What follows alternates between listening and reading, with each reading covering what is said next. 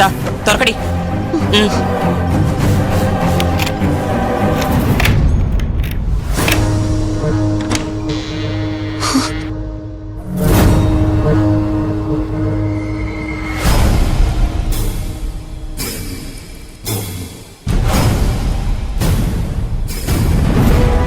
Actually എന്താ ഉണ്ടായത്?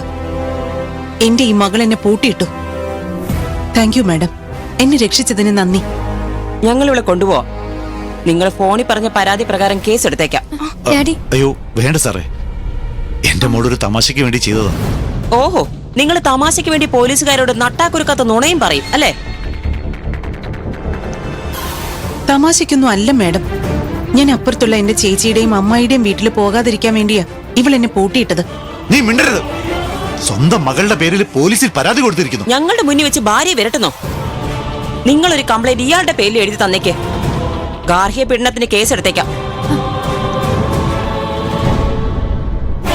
ഇപ്പൊ ഒന്നും ചെയ്യണ്ട മാഡം.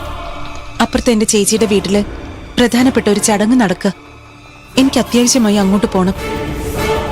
അവിടെ എന്റെ ചേച്ചിയുടെ മകന്റെ കല്യാണം നടക്കുന്നത് വരെ ഇവരെന്നെ അങ്ങോട്ട് പോകുന്നതിന് തടയാതിരുന്നാൽ മാത്രം മതി. Please madam. കേട്ടില്ലടി നിന്റെ അമ്മ പറഞ്ഞത്?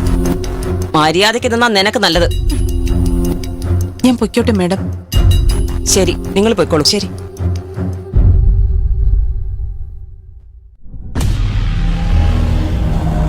ദേ, ഞങ്ങൾ തൽക്കാലം പോകുന്നു.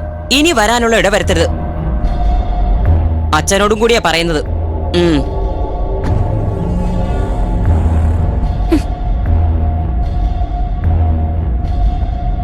രാജാ, സൂക്ഷിച്ചോ. എല്ലാം കൈവിട്ട് പോകുന്നതിന് മുമ്പ് എന്തെങ്കിലും ചെയ്തോ? ചെയ്യണം, പക്ഷെ ഉടനെ വേണ്ട. ഇപ്പൊ എന്തെങ്കിലും ചെയ്താ ഒടുവിൽ നമ്മുടെ തലയിൽ തന്നെ വീഴും. തൽക്കാലം ക്ഷമിക്കാം.